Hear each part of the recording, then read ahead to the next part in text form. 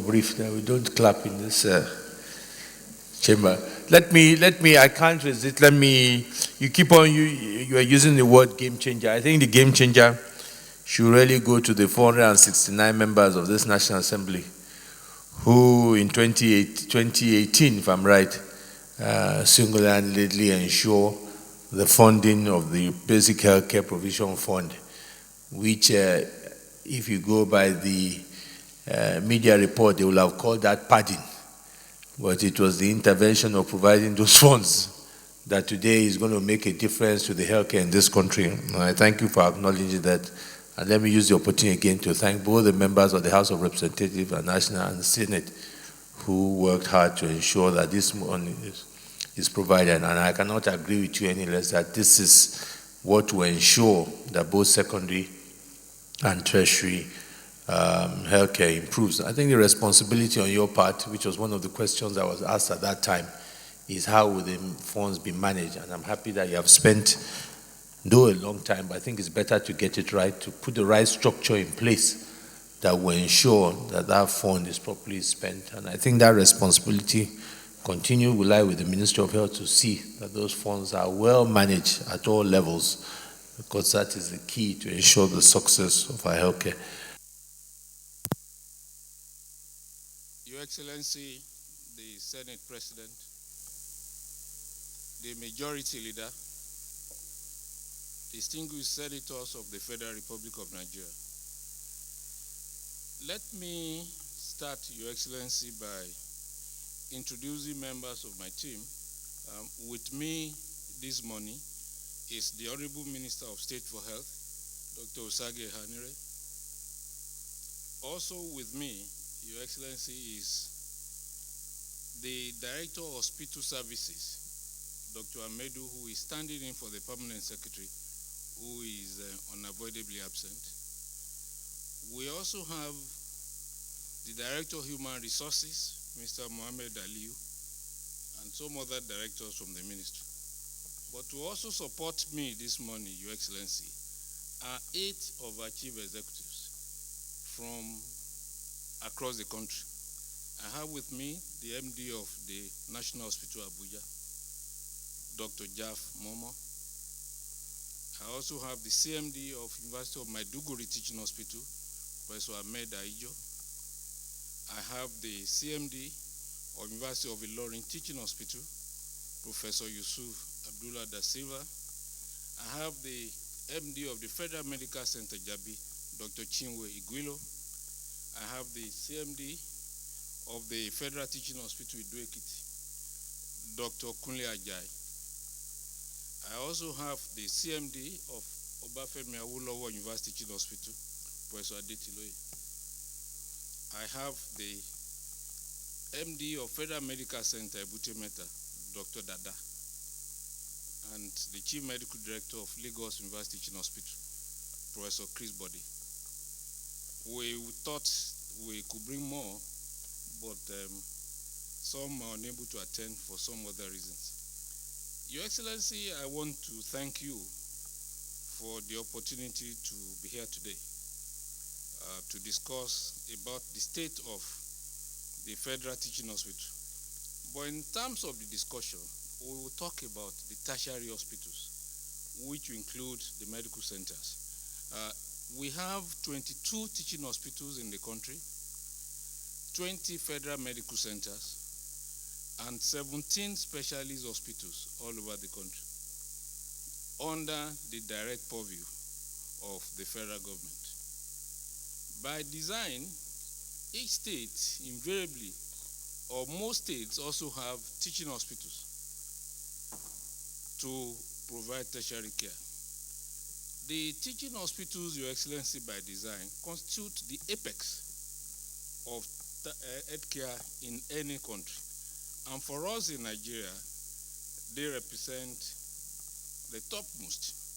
And by design, they're expected to receive referrals and manage complex and complicated cases.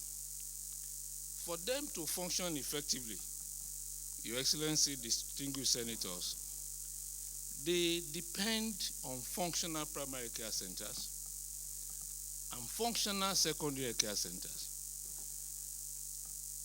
When these two levels of care are functioning, about 90% of ailments can be taken care of at primary and secondary care.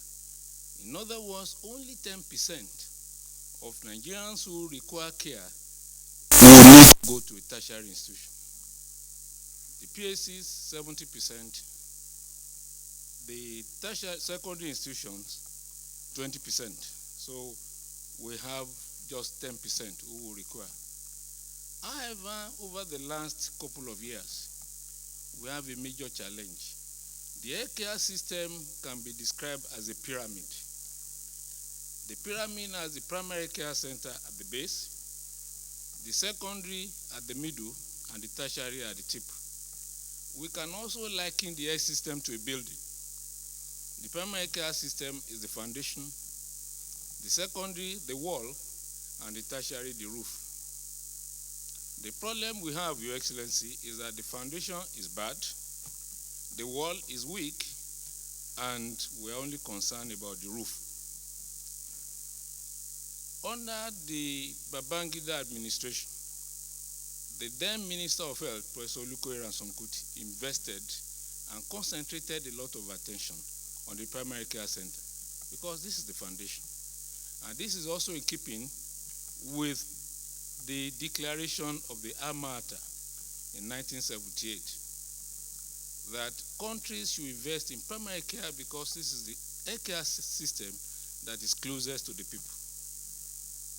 However, for some other reasons, this effort collapsed after a few years.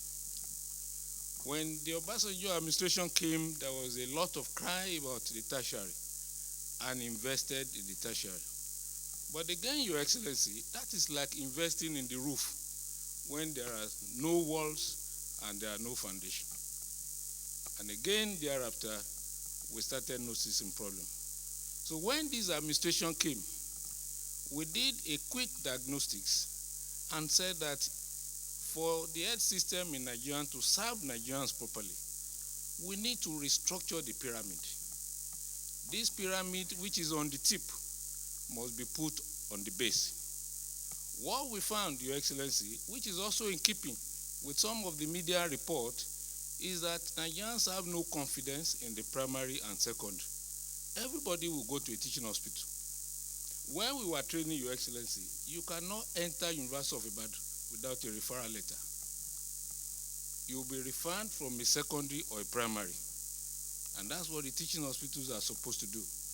But because the primary and secondary have collapsed, people walk into a tertiary center. In fact, one of the newspaper reports, someone complained that he had malaria and could not be admitted because there was no bed. The teaching hospitals are not expected to take care of malaria. In fact, they are expected to take care of complicated cases. To those specialists who are highly trained, we call it interesting cases. But for the client, it is not interesting. But it is interesting. We bring medical students, bring all the trainees to come and see it, and everybody will want to learn. What we have done, Your Excellency, through your support, and I must publicly commend you and said it, for approving the Basic Healthcare Provision Fund. It is a game changer. By way of history, Your Excellency, Nigerian started primary care in the world. We started in 1962. The first primary care started at Igbora in Oyo State in 1962 with support from the Rockefeller Foundation. So we own primary care. It doesn't belong to the world. We own it. And what we then decided to do is to invest in the primary care. We believe that if we invest in the primary care, a lot of people will not have cause to go to the tertiary. And that is what we've been doing. Through your support, the money is there. We spent almost a whole year developing the guideline. And over the last 2 weeks, we've started the rollout. As at the last count, 22 of our states have registered for the Basic Healthcare Provision Fund, which the Director General of the WHO called UWE. UWE is an Ibira word meaning life. And we thought that that would be the right word to describe this game changer in Nigeria. And that, to me, is a legacy of the current administration. What we have done with the Basic Healthcare Provision Fund is to structure it in a way that money will flow from central bank to the primary care facility, bypassing all obstacles. And last week, we succeeded in moving money out of central bank to the agencies, and from the agencies, it will move to the primary care.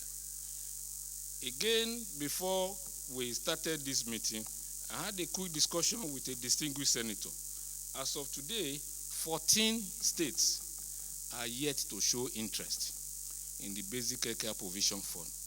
And because senators represent the entire country, I want to seek your permission to quickly list the 14 states that are yet to register: Kebbi, Jigawa, Akwa Ibom, Cross River, Gombe, Rivers, Borno, Zamfara, Ondo, Benue, Taraba, Nasarawa, Ogun, and Sokoto.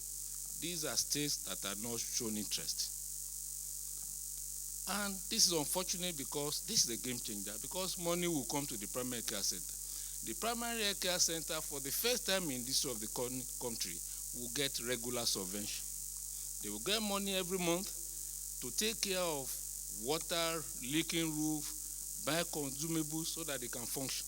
There will be two signatories to the account: the head of the community where the PAC is located and the head of the facility. And through this initiative, we will reach 10,000 PHCs and 100 million Nigerians with basic care.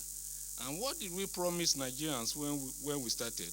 We said there will be free antenatal care, there will be free delivery, including cesarean section.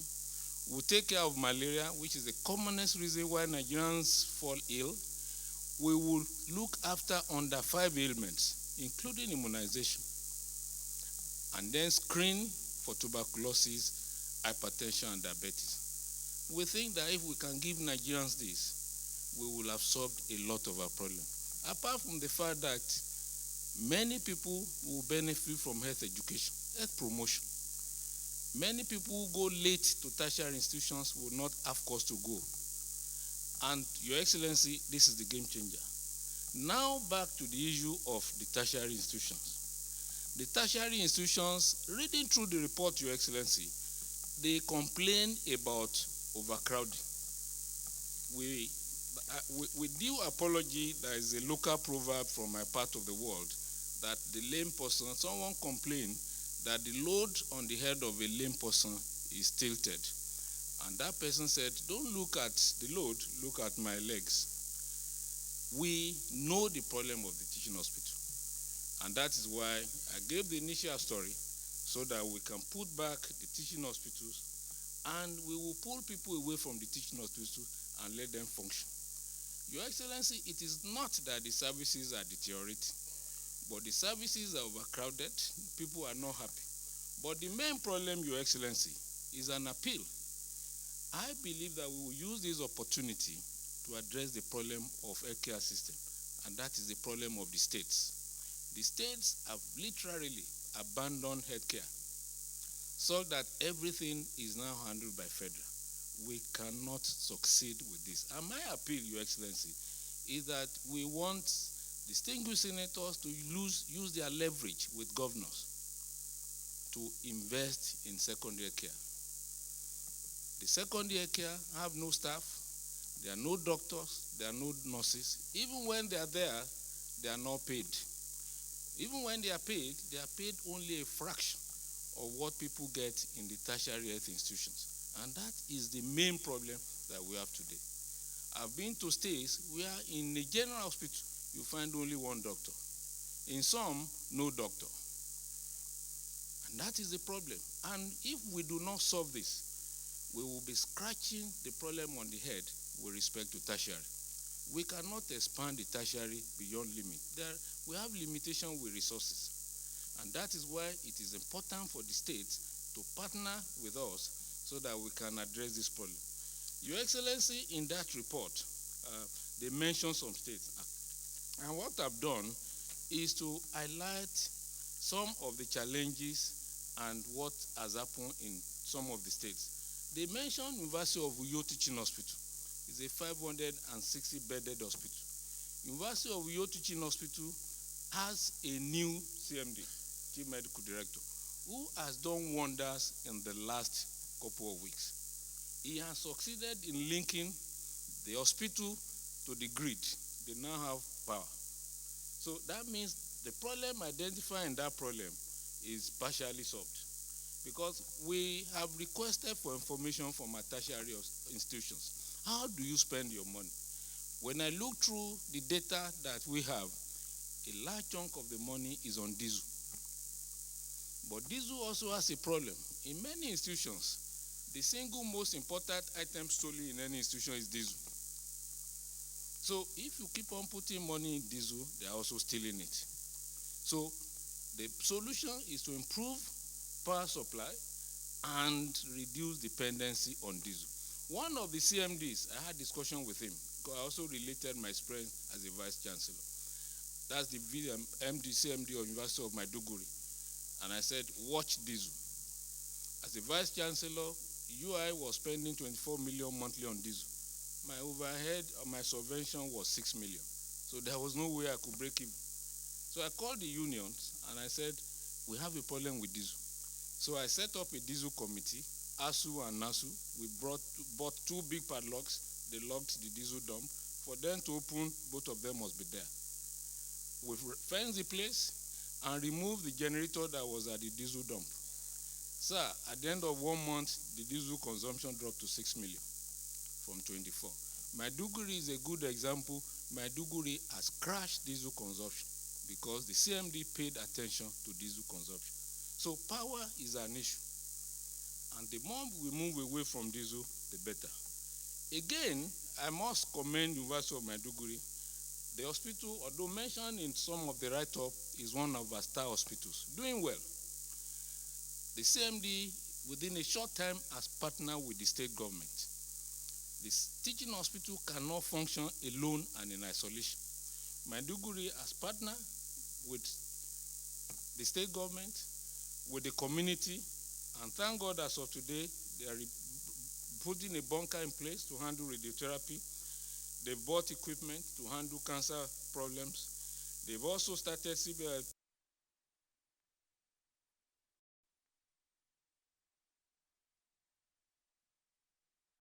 Some of the questions I wanted to ask were asked by my friends, so I will skip them. Number one, I will start with, you have told us the progress made by various teaching hospitals, especially the one that caught my attention as University of Lagos Teaching Hospital that has been able to put in place an independent power supply. Can you share maybe with Nigerians on how Lagos University Teaching Hospital were able to achieve that feat, so that other teaching hospitals could also maybe emulate that very good example? And if there is anything some of us here can do to assist maybe their teaching hospitals to achieve that feat, maybe they can do so. Number two, you have rightly told us where the problem is. Healthcare delivery system has collapsed almost completely at the state level. This is a non-fact for most of us. You have told us what it takes, to partner or to register into this laudable objective of this administration under your watch, which to me, the only maybe militating factor is the 100 million naira, which apparently from what you said, the state governors, most of them, from what you have reeled out to us, have failed to pay the 100 million naira to get their people registered so that they can benefit from this laudable program.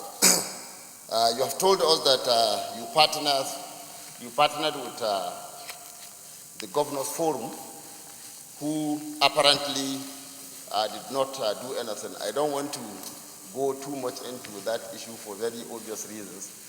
But the fact that Zamfara State is one of the states that has not registered, I think speaks volumes without saying too much about that. Honorable Minister, maybe would you... I thought you would not talk.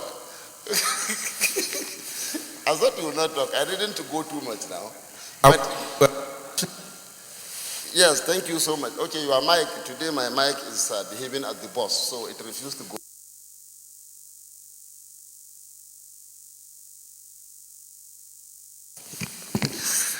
Yes, Mr. Chairman, that is why I like you.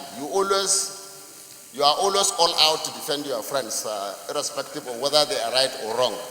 And I like you for that one. Yes, that is very true. Yes.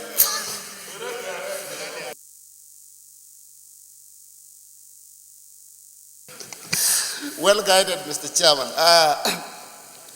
Honorable Minister, what I wanted to say is, since the state governors have apparently failed to do this, would you consider maybe partnering or telling the National Assembly, maybe channeling these problems, telling us what these problems are? Because I am sure if you had maybe written the National Assembly about this program, many of us from this side would have paid this 100 million naira from our constituency project, which many Nigerians misconstrued to mean that it is monies paid to members of National Assembly and they take it home or they pocket it or they do whatever they want. You know, some even said that they build houses. Closely related to this, I will remind you of one thing, Mr. Honorable Minister, which will be my last question. Upon assumption of office, I had reasons to interact with you based on a petition I wrote to the presidency, to the office of Mr. President.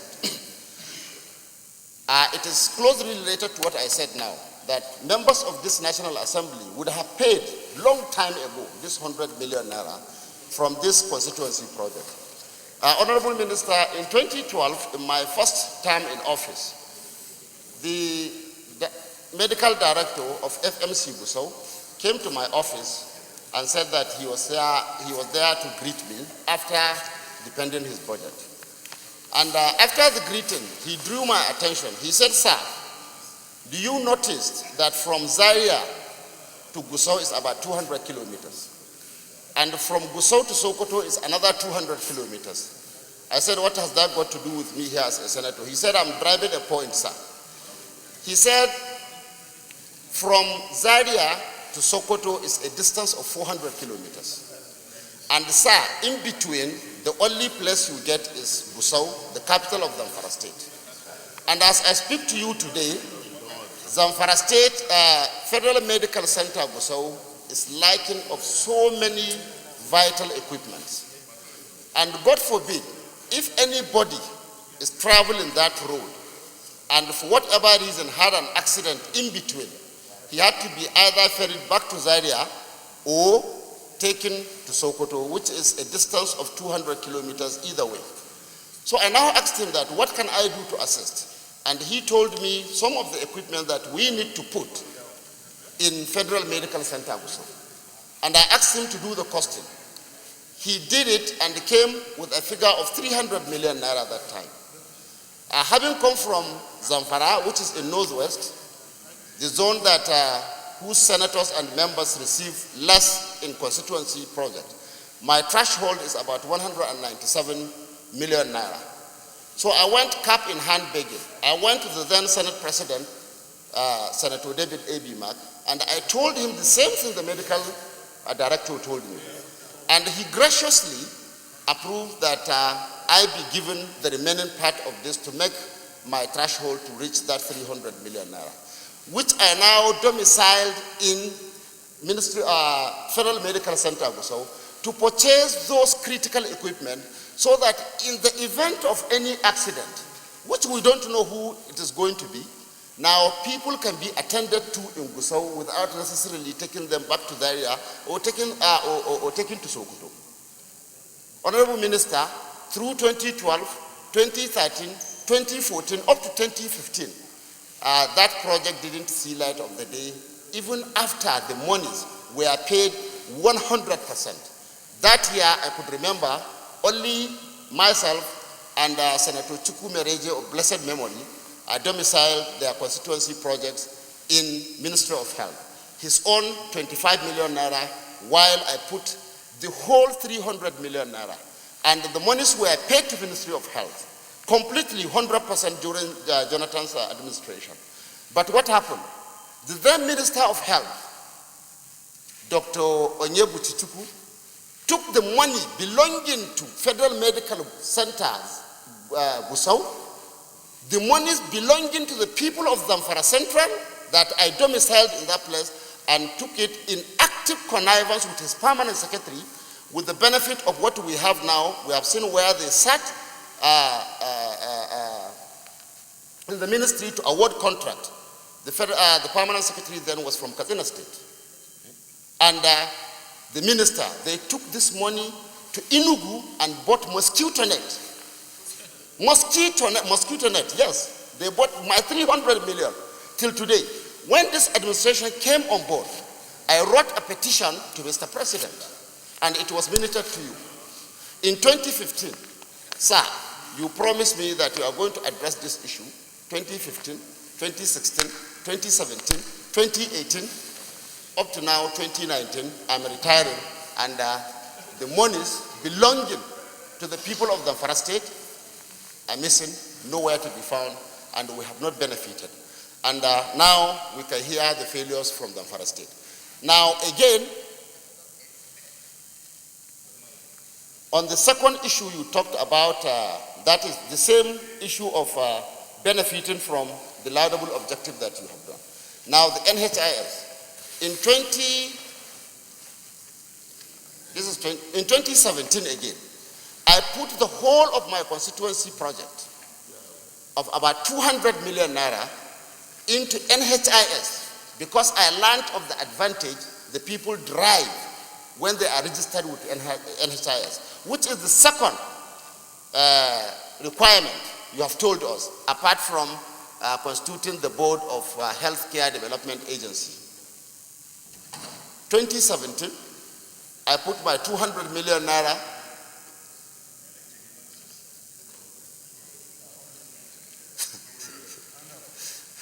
Clark.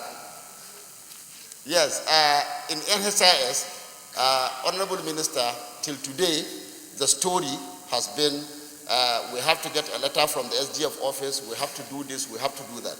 To me, it is like there is a general kind of gang of sabotage against the good people of the Zamfara State by Ministry of Health, to deny us, of these monies that senators and the members of House of Representatives are always being blackmailed, and called names, in the name of pocketing constituency project allowances. This is where I channeled my own, and this is, if we had gotten these monies, this is what it would have done, to my people, but nothing has been done.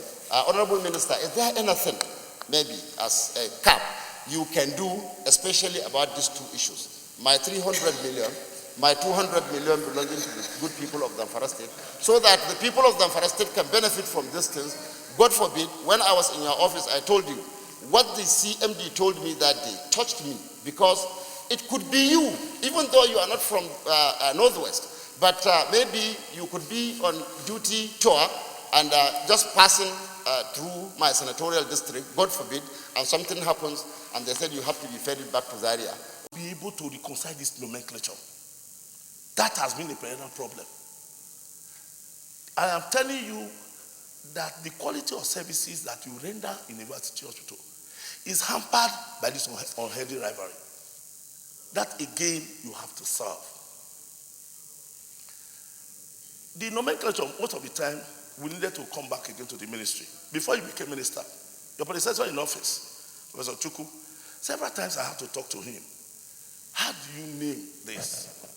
In those days when we were in the hospital set up, somebody will rise our pharmacist 1 to senior pharmacist, principal pharmacist, chief. By the time you get to chief, that was the ceiling. But now, your nomenclature is you rise to chief, then after a while you come back to assistant director, deputy director, before director. And as you are going up, a directorate can only have one director. That again, the issue of nomenclature, your ministry must resolve it. And finally, Honorable Minister, the Pharmacies Council Amendment Bill that came was an executive bill. In fact, it came to National Assembly in 2016. We followed it by 2017, this bill was passed and sent to the President for assent. It came as an executive bill because you saw it that the councils, the act itself, needed amendments. You saw the inadequacies. If we were going to really deliver quality services, for instance, care and all that to our citizens, you brought the bill and you said you needed this, and it was passed. Passed by the Senate and passed by the House of Reps and sent. Till today, it's not assented. Even this morning, it was a discussion. Nigerians are talking about it. If we don't have that, and between now and when the president, of course, the tenure ends, it only means that bill is going to revert. And you brought it as an executive bill. You are the minister. You go to talk to your counterpart. I'm told you have made your comments. And then, of course, the Attorney General and Minister of Justice to make his comments. I think the president needs to be properly briefed so that that bill is assented to by him before the life of this administration ends. Thank you. Be able to reconcile this nomenclature.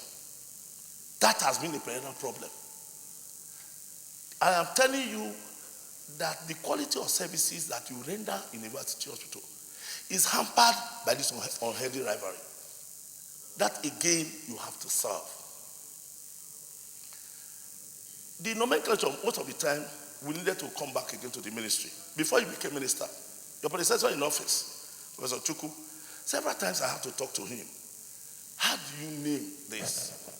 In those days when the hospital set up, somebody will rise as pharmacist 1 to senior pharmacist, principal pharmacist, chief. By the time you get to chief, that was the ceiling. But now, your nomenclature is you rise to chief, then after a while you come back to assistant director, deputy director, before director. And you know as you are going up, a directorate can only have one director. That again, the issue of nomenclature, your ministry must resolve it. And finally, Honorable Minister, the Pharmacies Council Amendment Bill that came was an executive bill. In fact, it came to National Assembly in 2016. We followed it by 2017, this bill was passed and sent to the President for assent. It came as an executive bill because you saw it that the councils, the act itself, needed amendments. You saw the inadequacies. If we were going to really deliver quality services, for instance, care and all that to our citizens, you brought the bill and you said you needed this, and it was passed. Passed by the Senate and passed by the House of Reps and sent. Till today, it's not assented. Even this morning, it was a discussion. Nigerians are talking about it. If we don't have that, and between now and when the president, of course, the tenure ends, it only means that bill is going to revert. And you brought it as an executive bill. You are the minister. You go to talk to your counterpart. I'm told you have made your comments. And then, of course, the Attorney General and Minister of Justice to make his comments. I think the president needs to be properly briefed so that that bill is assented to by him before the life of this administration ends. Challenges we face in the health sector in Nigeria.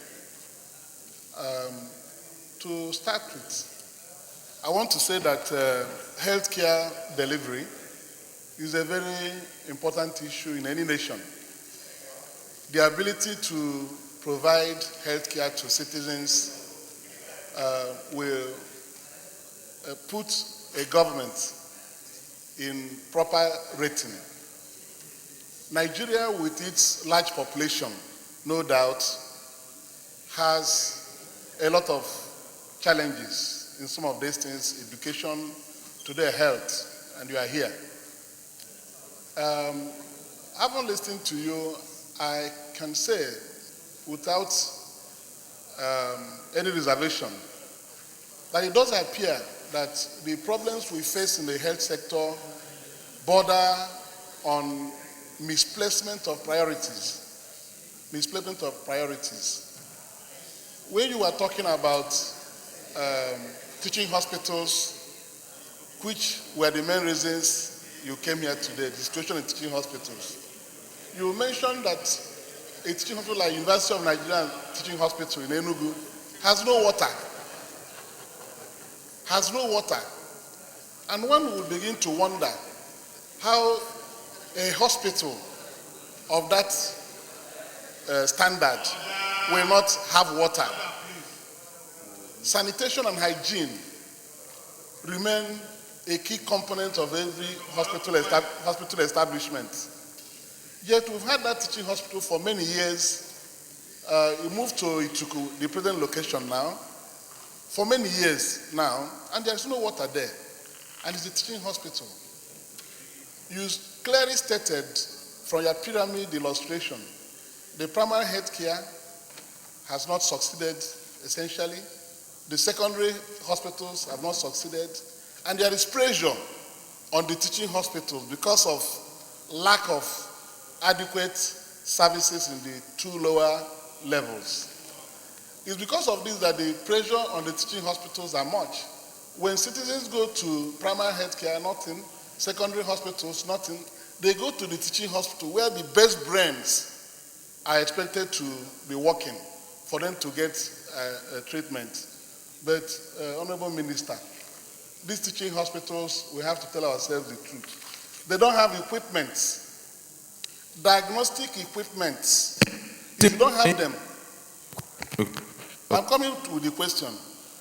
Without diagnostic equipment, there's no explanation you can give us why our hospitals are not running well, our healthcare is not doing well. If doctors don't have diagnostic equipment to work with, some of them get frustrated. They even live here. You know, we call them brain drain. When they are frustrated, they leave. So I want to ask you, Honorable Minister, you've passed the buck to state governments, but you are Minister of Health for Nigeria. If the state governments are not doing enough, from your explanation, and you are the Minister for Health, you know that when they fail, you also fail as the Minister of Health of the Federal Republic of Nigeria. What effort are you making to ensure that even the hospitals under your own watch, federal medical centers and the teaching hospitals, that are properly equipped with the essential diagnostic machines, scanning machines, these things, you go there, they are not working. Patients will pile up to get MRI done. Some will stay 1 month, 2 months. They go to private facilities and then get reports to teaching hospitals.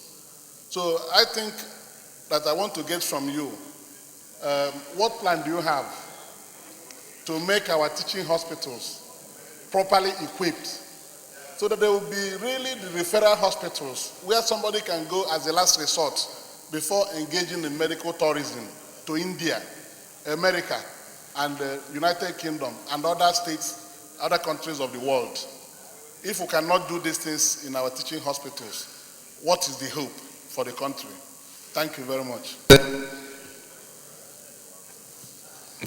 Thank you very much, Senator Dr. Senior President. To put in place electronic payment for the hospital, and I learned that the Director of Account had to retire 2 months later for reasons best known to him. But the revenue of the hospital went up and the hospital is doing well. The other one I have here, sir, is FMC Yola. FMC Yola is also another bright hospital where in fact they separated conjoined twins in Yola. They also separated conjoined twins in the teaching hospital at Gogalada. So the hospitals are doing well, but what challenges do we have and what do we want? I've mentioned the need for the states to partner with us. Excuse me, Your Excellency. The states need to partner with us so that the secondary hospitals are working, so that our teaching hospitals can come back as referral centers, so that the doctors can spend more time with the patients and the patients will be satisfied. And not every case, skin rash, diarrhea and vomiting, I have a headache, I want to check my blood pressure, should go to a teaching hospital or a tertiary center. We also believe that the issue of power supply must be done. We will need support from Minister of Power Works and Housing with respect to power supply. Also, we are looking into improving the management capacity of our CMD. So we're discussing at the ministry level where some of them will go for management courses. We believe that if you are managing human beings and other resources, you need to be up and doing. And then, lastly, I want to inform Your Excellency that working with the Bureau of Public Enterprise, we have commissioned a firm of consultants, Vesta Healthcare, to do a deep diagnostics of all the teaching and tertiary hospitals in the country. We gave them a 4-week assignment. This is their second week, and they will visit all the hospitals in order to come forward with recommendations as to what exactly do we need to do to make sure that the hospitals function well. In addition to this, we have developed discussion with Afro-Exim Bank. They have agreed to set up a center of excellence in Abuja for cancer care, oncology, working with King College London. So this is ongoing, and we're also talking to some private sector concerns to support the teaching hospitals by bringing in resources and equipment. I've spoken to Philips. Philips has agreed to bring in equipment on lease. We will no longer buy equipment, they will bring it on lease, so that for them to continue to get money, that equipment must be working. When you buy equipment, the company is not interested whether it is working or not, especially if the period of warranty has expired. But if it's on lease and you have an MOU agreement, they will continue to support the equipment. And when the equipment is not functioning, they can take it away and bring another one. The other issue is water, which we will also discuss with Minister of Water Resources. Some of the hospitals have water challenges. The worst hit is University of Nigerian Teaching Hospital Enugu. That is water problem. So the issue of power, the issue of water, and the issue of resources are important, and the issue of the states being functional and partnering with us in order to do their work. And we will also continue to rely on you to ensure that we continue to provide resources for the tertiary institutions. Thank you, Your Excellency.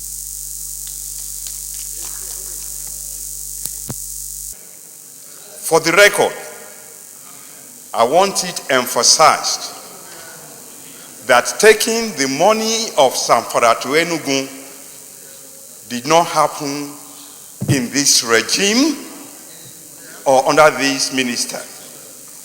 And I want to pick a quarrel with one of the most agile senators in this republic, my own brother and good friend, Senator Kabiru Garba Balogun Marafa of Zamfara. Because if the money appropriated for his state and his constituency was taken to another state altogether, how come this Senate was not duly informed so that our Committee of Health could investigate? Because this kind of rascality will destroy this country. If you can take money from one critical place to another place that is maybe equally critical, but whether we like it or not, with ethnocentric undertone. A minister from the southeast taking money from the northwest, critical money. Abba, you have done many things in this place and I admire you. But you should have brought this to our attention much earlier so that many of us could join you and protest it and seek remedy. I'm saying this because sometimes when money is given to ministries, not all the money is given and they are to prioritize. So it might not be your money. But if it's your money, I join you in protest. Having said that, my own question, Mr. Minister, is you and I went through the usage about the same time. I was a few years ahead of you. And at that time, the UCH was ranked the 4th best hospital in the British Commonwealth that include England, Wales, Scotland, Australia, New Zealand, and Canada. I remember that Thomas Adeoye Lambo used to boast that our library was the 4th best. Our medical library was the 4th best in the British Commonwealth. I'm sorry, sir. Every time I go to UCH, I was there last week. It is now a caricature of what I went through. I say so because as far back as the 60s, pathology department had an electron microscope. We don't have. You may argue that we have moved from microscopy to molecular. As far back as 69, it was my job to cultivate lymphoma cells. And you know that Femi Williams of blessed memory was known as Willie sarcoma because we had cells being cultured in UCH. Next room for it. Next room. Betty Clark, Montefiore had mycology. Ogumba had filarial worms being cultured. The capacity for cell culture has disappeared from the UCH 40 years after. Therefore, my first question is there a program where we can bring at least one Nigerian hospital again, if not 4, to be among the 10 best in the British Commonwealth? Because once upon a time, Arab sheikhs came to UCH for treatment. You know very well, I gave the 70th anniversary lecture of UCH just last July. And what saddens me, the ones we all called heroes at that time, Luzzatto, Edrixi, they were all in their 30s. We are now in our 60s and 70s and the place is worse. How can we make usage better? How can we make Ahmadu Bello what it was in the 60s? Thank you. The Senate in the Committee of the Whole was briefed by the Honorable Minister of Health, Professor Adewale, on the state of Nigerian hospitals, facilities, deficiencies, and federal government efforts are confronting these challenges. He informed the Senate that primary and secondary health care had collapsed in various states of the Federation and that the abandonment of primary and secondary health care was what has led to the crowding and overstretching of the facilities of the tertiary health care. But that the approval of the Basic Healthcare Provision Fund by National Assembly in the 2018 Appropriation Act is a game changer in the health sector. His belief that with this, the primary health care would improve and as such there will be less pressure on the tertiary institutions. Presently, only 22 states of the Federation are keyed in, and I was appealing that the 14 states that are left should immediately join, and that the major challenges facing the tertiary health care, such as power and water, that they are designing ways to overcome these challenges, and that there have been some success stories in a few of the hospitals, and that things have improved slightly. There is still a long way to go. Thereafter, he answered questions from distinguished senators on ways to improve the healthcare system.